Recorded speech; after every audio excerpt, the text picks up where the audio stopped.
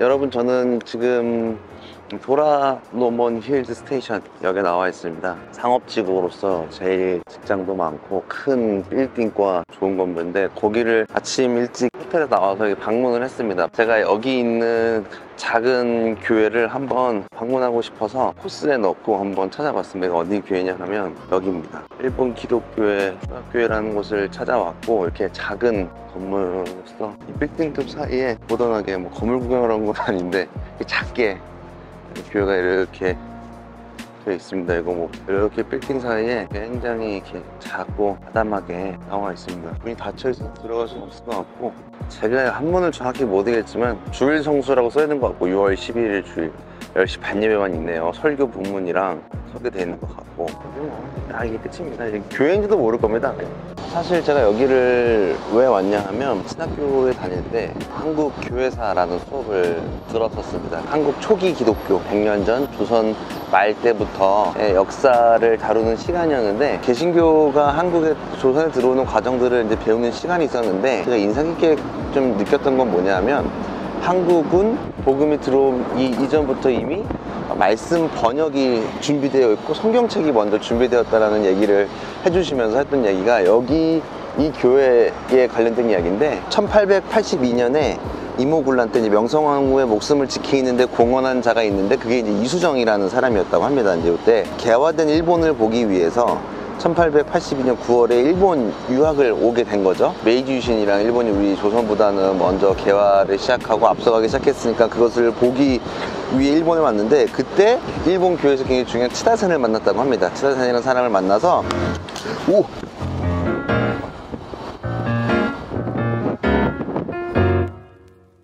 다시 찍습니다. 일본 유학 이곳에 왔고, 여기서 치다센이라는 사람을 만나서, 그 치다센이 마태복음 팔복에 대한 얘기를 해주면서 굉장히 이 사람이 호기심이 생긴 거죠. 계속 팔복을 듣고 이 사람을 만나고 팔복 얘기나 말씀 얘기 듣기 위해서 계속 자주 만나다 보니까 조금씩 마음이 열린 거죠. 치다센이 성경을 선물했는데 성경을 읽으면서 궁금증을 해소하고 믿음이 크는 거죠. 그러면서 계속 말씀을 보고 읽으면서 신앙을 가져야겠다라고 마음을 먹고 1883년에 4월 29일에 초기 모델인 도쿄 로게츠조 교회에서 장로교 정사 녹스에게 세례를 받았다고 합니다. 이곳에서. 그러니까 일본에서 이루어진 한국인 최초 세례라고 기록되어져 있는 일이 여기서 이곳에서 이 자리에서 일어나게 된 거죠. 그 사람이 뭘 했냐 하면 성경을 우리말로 번역하는 일을 시작했다고 해요. 요코하마에 가면 이제 미국 성서공회 인쇄 창이 있었는데 1884년 한문 성경에 우리말 토를 달아가지고 사복음서를 제작을 했고, 그해 1885년에 2월에 신약전 마가복음서라는 제목으로 마가복음만 번역하는 일을 이곳에서 감당을 했다고 합니다. 복음을 듣고 성경을 번역하고 보급하는 일에 이 사람이 제일 먼저 신경을 썼다고 합니다. 그리고 계속 미국에 편지를 씁니다. 왜? 조선에도 복음이 필요한 선교사를 보내달라 편지를 보내면서 미국 선교 잡지에 이수정의 편지가 실리는 일이 있었다고 합니다. 그러니까 되게 제가 재밌게 본 사실은 뭐냐 하면, 복음이 길거리에서도 전해지지만 성경이 먼저 번역된 사실이 굉장히 인상적이었습니다. 내가 성경을 직접 읽을 수 있는 것, 어려워서 안 읽고 그런 문제가 아니라 성경을 읽는 것 자체가 엄청난 축복이라는 사실을 우리가 좀 기억했으면 좋겠다. 3.13의 기치를 세울 때 세웠던 중에 뭐냐면, 성경을 읽고 세상을 이끈다라는 생각을 많이 하고 중요하다고 생각합니다. 미디어가 발달된 이 시대에 유튜브, 쇼츠나 8분짜리 영상, 5분짜리 영상, 1분짜리 영상들이 유행하는 시대에 생각하는 것 자체를 싫어하는, 굉장히 메말라가는 현상들을 많이 보게 되고, 문해력과 독해력이 없어가지고 난독을 보이는 사람들도 있고, 사실 읽는 거는 생각하는 힘을 기르는 건데 그런 것들을 못하는 경우가 너무 많이 있지 않나 라는 생각을, 제가 여기 멀리서부터 복음이 이렇게 준비되고 있다는 사실이 굉장히 저한테는 인상적이었습니다. 어쩌면 이수정이 여기서 세례를 받고 제가 그 영향 아래에서 복음을 또 받아들이고 신앙생활을 하고 있는 게 아닌가라는 생각을 좀 하게 됩니다. 믿음의 선조들이 제일 먼저 했던 작업들이 뭐냐 하면, 복음을 듣고 세례를 받는 것, 그 다음에는 뭐냐면 제일 했던 것들, 성경을 번역하는 것, 그리고 성경을 읽기 위해서 굉장히 노력했다는 사실이 저는 굉장히 인상적입니다. 그래서 저희 313도 그렇고 한국교회도 그렇고 끊임없이 성경을 읽고 말씀을 읽는 것들이 중요하지 않나라는 생각을 합니다. 단순히 기계처럼 목사님이 말씀해 주신 말을 여과 없이 듣는 게 아니라 말씀을 같이 읽음으로 목사님의 설교를 들으면서 말씀을 점검하고 비추어 보고 맞추면서 생각하는 힘을 점검하는 것들이 아닌가. 말씀을 읽으면 생각하는 힘이 길러지거든요. 궁금하고 질문 던지게 돼서 또 그 질문에 답을 얻고 해나가는 작업들을 해야 하지 않을까라는 생각을 합니다. 여기 빌딩 좀 사이에서 요 교회 조그맣게 있어서 동네에 있는 한국에 있는 교회보다 작네라고 생각할 수 있지만 뭐가 됐든 이곳에서 자리를 지키는 신앙인들도 좀 대단하고 쉽지 않을 텐데 일본에서 저희가 어떻게 하면 조금 더 말씀을 잘 읽을 수 있을까, 말씀을 사랑할 수 있을까를 고민해보고 씨름해보는 과정들을 좀 담아내면 좋겠다. 끊임없이 읽고 생각하는 것들을 고민하는 교회, 그런 일들을 좀 같이 감당해 나가면 좋겠다라는 생각을 하게 됩니다. 누군가는 세례를 듣고 말씀을 번역하는 일을 했는데 나는 뭐 했나 여기서 좀 고민하게 되는데 같이 좀 씨름하고 안에도 봤으면 좋겠지만 닫혀 있어가지고 들어갔던 사람의 후기는 본 적이 없어서 일본은 그런 거 잘 안 된다 그러더라고요. 여하튼 요런 데가 있다. 이곳이 이수정이 처음으로 세례를 받았던 그 교회의 그 터다. 혹시 일본 여행을 오신다면 록본기나 긴자 쪽으로 오실 때 한번 오시면 좋겠다. 한번 둘러보는 것들도 재미있는 여행의 한 꼭지가 될 수 있지 않을까라는 생각을 하게 됩니다. 제로백 작년에 망했지만 지금 제로백 교정교본 들어갔거든요. 저희가 제로백을 제가 쓰는 이유도 마찬가지예요. 성경을 보다 쉽게 조금 이해시켜주고 싶고 마중물이 됐으면 하는 마음에 굳이 막 많은 사람의 도움을 빌어서 작업을 하는 것도 그런 이유. 나름의 저도 이수정 같은 역할을 하고 있네요. 생각해보니까 성경은 번역할 수가 없지만 조금 쉽게 정리해주면 도움이 되지 않을까라는 생각에 작업을 하는 것 같기도 하네요. 여기서 같이 꿈을 꾸고 했으면 좋겠다. 하여튼 여러분들 성경 읽는 거 열심히 합시다. 읽고 한번 해봅시다. 알겠죠? 해보자. 바람 많이 붑니다. 여기까지 하겠습니다.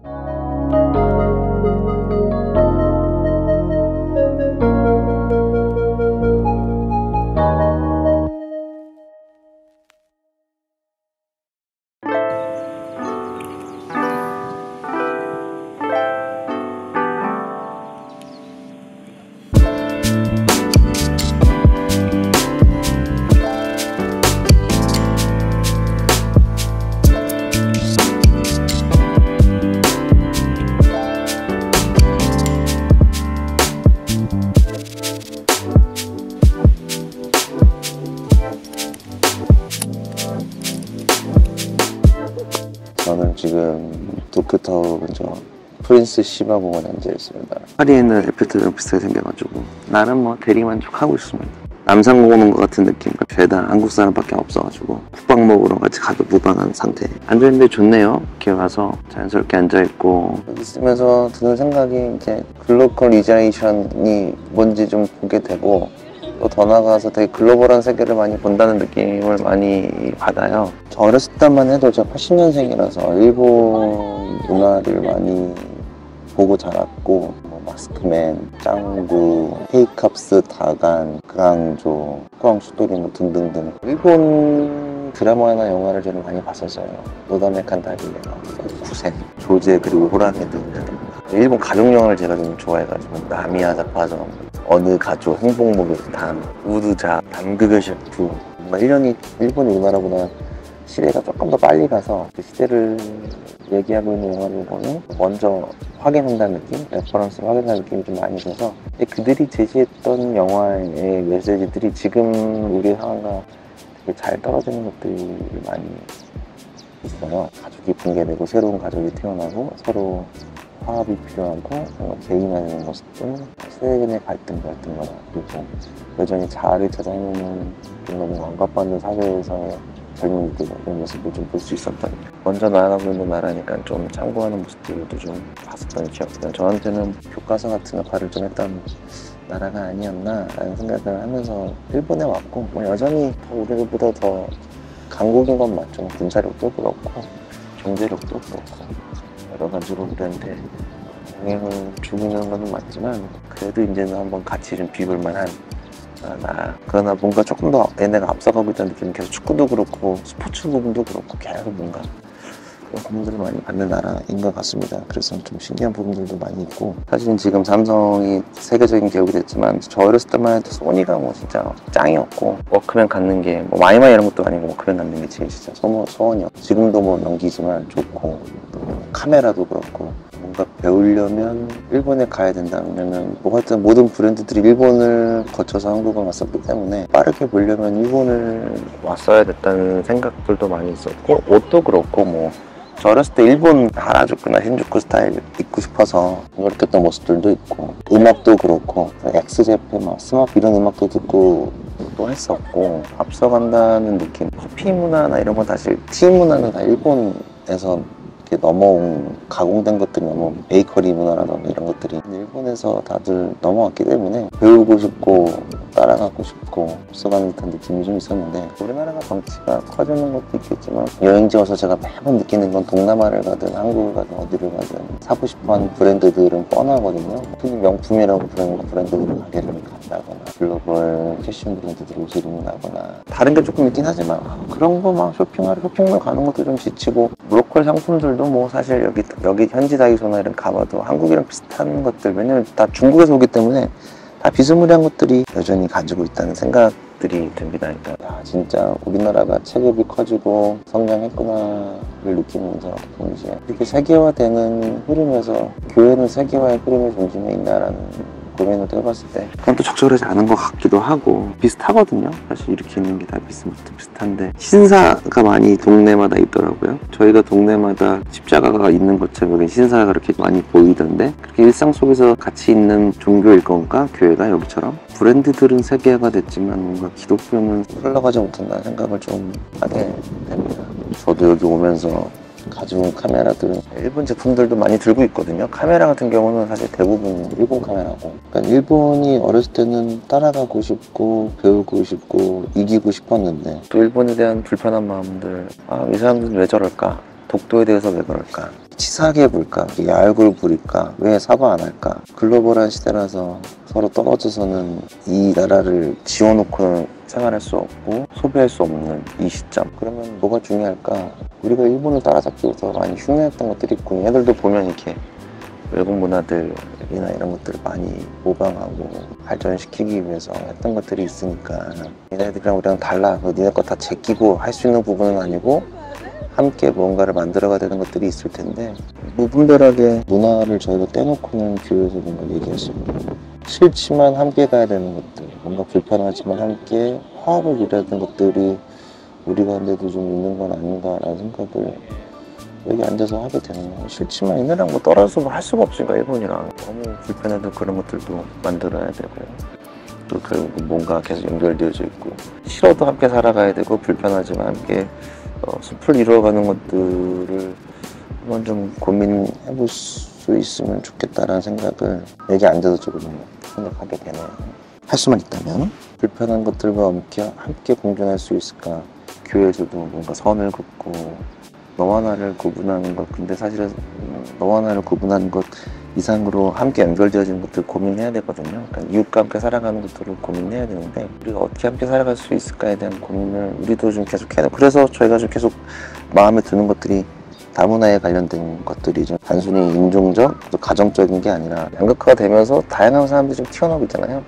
정치도 다문화고, 세대가 생각이 다르고, 연령이 생각이 다르고, 지역이 생각이 다 다르고, 각자의 취향이 존중돼야 되는, 그래서 어쩌면 종교마저도 어떤 기본적 소양이나 기본적 삶의 기치라기보다는 한 개인의 취향 정도로만 여겨져서, 아니 리스펙은 해주는데 강요는 하지 말아줘 라고 말하는 포스트 모던의 시대와 또 교회가 거기에 몰려서 조금 더 점점점 가라앉고 있는 건 아닌가. 우리 것만 생각하다가 야 니네는 무조건 싫으니까 안 돼 라고 말하는, 가만히 살펴보면 연결되어져 있고 좀 다르지만 영향력을 주고 있는 상황 속에서 그런 것들이, 저도 이렇게 보니까 일본 스타일, 이거 가방도 포토 일본 거네.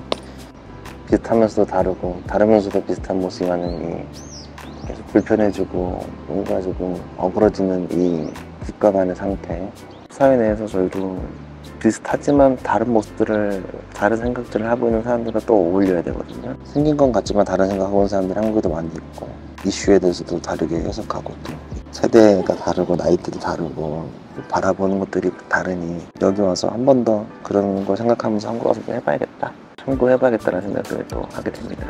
아니, 이제 여기 있으니까 제가 느끼는 게 좀 있는데, 진짜 일상을 잘 살아야겠다는 생각을 많이 합니다. 그러니까 저도 이렇게 지나가면서 여기 오니까 뭐 사진을 평상시보다 많이 찍고, 괜시리 카메라 한 번 더 찍고, 그냥 아무리 여기 있는 사람처럼 하려고 그래도 나이가 관광객인 건 티나겠다는 생각을 또 하게 되면서, 지나가면서 도쿄 사람들 여기 사진 안 찍잖아요. 일하기 바쁘지. 저도 서울에 있을 때 관광객들이 와서 사진 찍는 거나 저랑 똑같은 거, 약간 여기서도 특별함을 느끼고 있으니까 사진도 찍고 모든 것들이 새롭고, 참 일상이 여행 같다고 생각이 들면 매일매일 사진도 찍고 행복할 텐데, 무료하고 뭔가 탈출만 하려는 모습들이 있지 않나. 공항을 3일 연속 갔거든요. 왜냐하면 렌트카도 빌려야 되고 이래저래 3일 갔는데, 갈 때마다 보는 건 이제 한국 분들이 딱 입국장에 들어오면 알겠어요, 일부 한국 사람인지. 왜냐면 일단 여자분들이 좀 화가 많이 나 있는 것 같은 느낌을 제가 긴장해서 그런 걸 좀 모르겠지만 화가 나 있는 것 같고, 여유가 없고 뭔가 빨리빨리 움직이려는 것들이 공항에서는 많이 봤거든요. 뭔가 이게 긴장돼 있고 낯선 곳에 오니까 그렇겠죠. 근데 일단 도쿄 안에서 딱 들어온 한국인들을 좀 보면 이렇게 행복할 수가 없어. 아주 그냥 하하호호호호야, 그냥 행복해. 공항까지는 일상이 시작되긴 문인 것 같고, 딱 들어오니까 긴장됐는데 딱 이제 도쿄 들어오니까 뭔가 비슷하지만 낯선 모습에 너무 좋아서 사진도 찍고, 소리내서 말하거나 장난을 쳐도 재밌는 것들이 있어서 그런 게 아닌가라는 생각을. 여기는 일상보다는 특별함이 가득한 공간이기 때문에 재밌고 새롭고, 처음 오는 곳에 호기심도 많고 그럴 텐데, 좀 일상은 무너져서, 좀 우리의 일상은 무너져 자꾸만 뭔가 탈출력으로 나오려고 그러고 소중하지 않고 그런 게 아닌가라는 생각을 여기 와서 또 다시 한국인들 보고, 저도 그렇죠. 저 같은 경우에는 온 김에 좀 뭔가 남기고 싶은 마음들이 있으니까.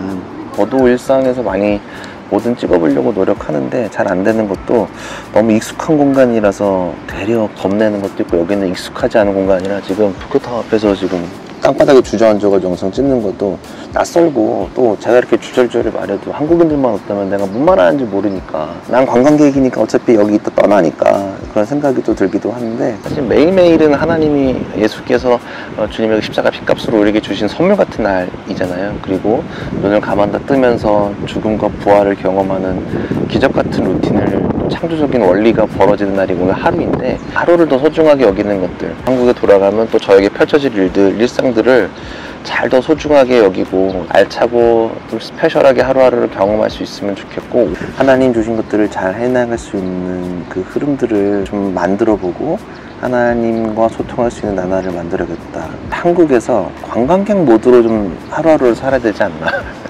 매일매일이 즐겁고, 여기서 틱톡을 찍어도 안 이상하더라고요. 한국 사람들 막 날까지 다 갔는데, 지금 다 갔어요. 근데 여기 보시면 막 너무 자연스럽게 누워있고, 한국 분들이, 중국 사람들도 있고, 다들 가는데, 다들 그렇단 말이에요. 지금 저도 하루를 좀 더 스페셜하게, 뭐 여기도 지금 스페셜하고 오늘 가볼 것도 많고 좀 생각해보신 것들도 많이 있어서 기대가 되는데, 한국에서도 제가 좀 그런 것들을 더 꿈꿔보고, 더 하루 여행객처럼 또 더 나가서 순례객, 여행은 단순히 여기서 그냥 즐기고 돌아가는 거지만, 순례는 여기를 돌아보고 하나님이 해주셨던 길들을 살펴보고 길을 걸어가는 걸 순례라고 하거든요. 여행객이 아니라 순례객의 마음을 하신 것들을 다시 돌아보고 해야겠다는 생각을, 또 여기 도쿄타에 앉아가지고, 내일은 비 온다 그래서 걱정돼서 오늘 더 힘내는 것 같습니다. 지금은 여행객이지만 조금 더 특별한 것들을 보고, 익숙한 것들을 좀 더 낯설게 보고, 낯선 것들을 좀 익숙하게 볼 수 있는 그런 연습을 다시 한 번 더 도쿄에서 해보겠습니다. 하여튼 해보겠습니다. 주저리주저리 얘기해봅니다. 이런 것들도 잘할 수 있겠죠? 다음 영상에서 인사드리겠습니다.